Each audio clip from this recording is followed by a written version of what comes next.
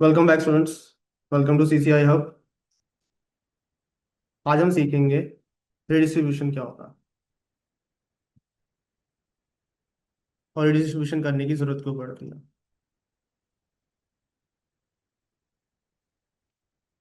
ना,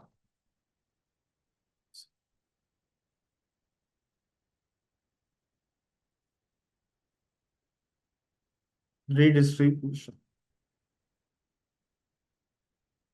रिडिस्ट्रीब्यूशन का मीनिंग ये होता है हाउ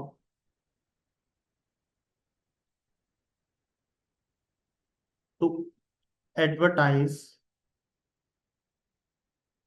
वन नेटवर्किंग प्रोटोकॉल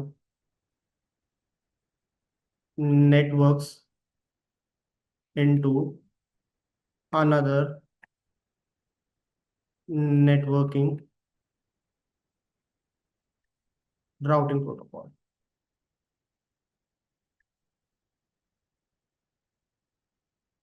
यहाँ पे भी वो लिख लेते हैं one networking routing protocol networks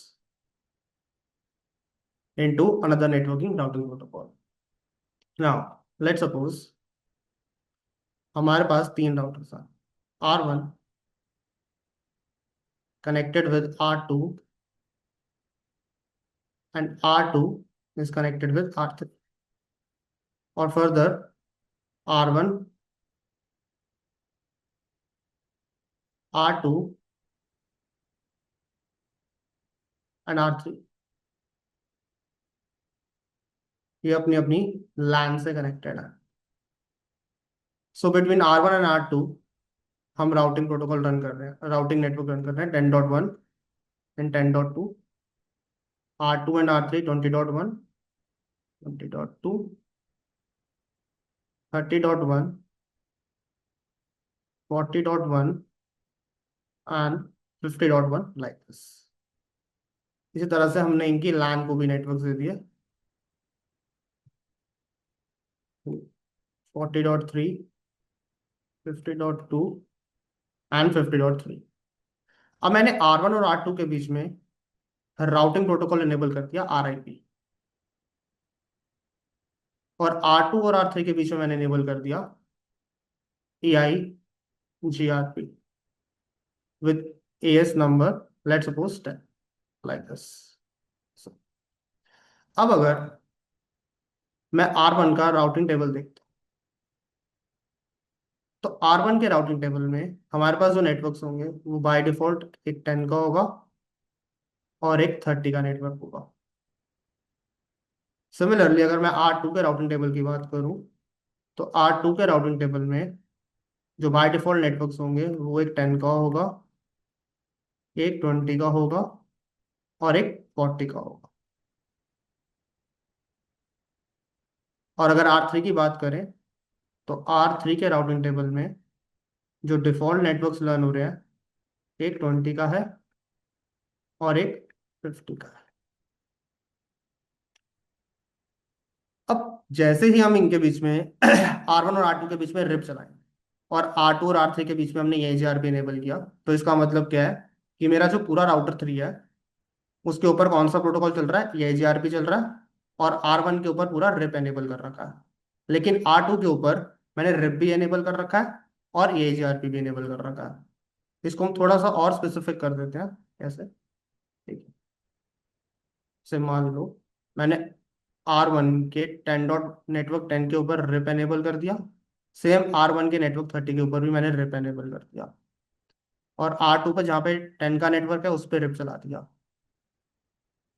R2 की बात करें तो R2 में नेटवर्क 20 है, यहाँ पे मैंने AGRP रन कर दिया विद AS10। सेम वे में यहाँ पे भी मैंने AGRP रन कर दिया विद ASS10 एंड 50 पे भी मैंने रन कर दिया EIGRP ASS10 like this. Okay ना, और जो नेटवर्क 40 है यहाँ पे हम रिप या AGRP में से कोई भी राउटिंग प्रोटोकॉल एनेबल कर सकते हैं, वो हमारी मर्जी। या तो हम रिप चला लें या फिर हम यहाँ पे EIGRP रन कर सकते हैं, but make sure AS number same होना चाहिए। तो मैंने AS नंबर 10 पे एक्टिवेट करा। अब क्या होगा, जो R2 के राउटिंग टेबल में नेटवर्क 30 और नेटवर्क 50 दोनों एडवर्टाइज हो जाएंगे। यहाँ पे नेटवर्क 30 भी एडवर्टाइज हो जाएगा वाया रिप, और 50 भी एडवर्टाइज हो जाएगा वाया EIGR। लेकिन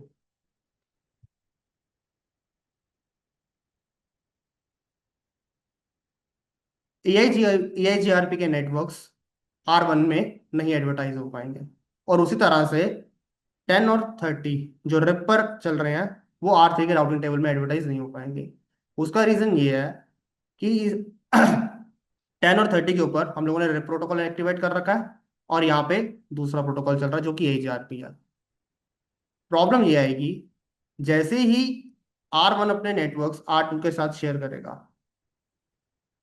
wire through update packet, R2 उन नेटवर्क्स को आगे एडवर्टाइज नहीं कर पाएगा। उसका रीजन ये है क्योंकि आगे डिफरेंट प्रोटोकॉल चल रहा है। अब इसको एक और वे में समझते हैं। लेट सपोज जो RIP प्रोटोकॉल है, लेट सपोज हम दो यूजर्स ले लेते हैं, ठीक है।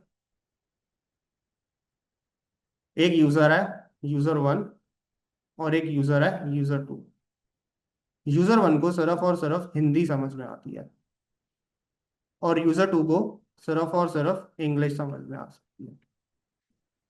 अगर हम चाहते हैं कि ये दोनों आपस में कम्युनिकेट करें, यूजर 1 एंड यूजर 2, इसके लिए हमें क्या चाहिए होगा, इसके लिए हमें एक बीच में ट्रांसलेटर चाहिए होगा। ट्रांसलेटर जो कि इंग्लिश को हिंदी में कन्वर्ट करे, हिंदी को इंग्लिश में कन्वर्ट करे, वैसे ही इंग्लिश को हिंदी में कन्वर्ट करके दे। ऐसा ही सेम हमारे पास ये होता है RIP और AIGRP के अंदर। अब इन दोनों की मैट्रिक्स डिफरेंट डिफरेंट होती है। हम जानते हैं जो रिप की मैट्रिक होती है वो हमारी होप काउंट होती है, और AIGRP की मैट्रिक कौन सी होती है, के वैल्यूज होती है। के वैल्यूज में कौन कौन सी यूज करता है by default, K1 and K3 को यूज करता है। सो रिप के नेटवर्क्स को अगर हमें EIGRP तक पहुंचाना है तो उसके लिए हमें क्या करना होगा, उसके लिए हमें एक ट्रांसलेटर चाहिए होगा, और टेक्निकल टर्म्स में हम उस ट्रांसलेटर को बोलते हैं रिडिस्ट्रीब्यूशन। तो हमें एक रिडिस्ट्रीब्यूशन राउटर चाहिए होगा जो कि रिप के नेटवर्क्स को EIGRP में रिजोल्व करेगा, एडवर्टाइज करेगा, और EIGRP के नेटवर्क्स को EIGR रिप के अंदर एडवर्टाइज करेगा। Thank you very much, that's all for the day.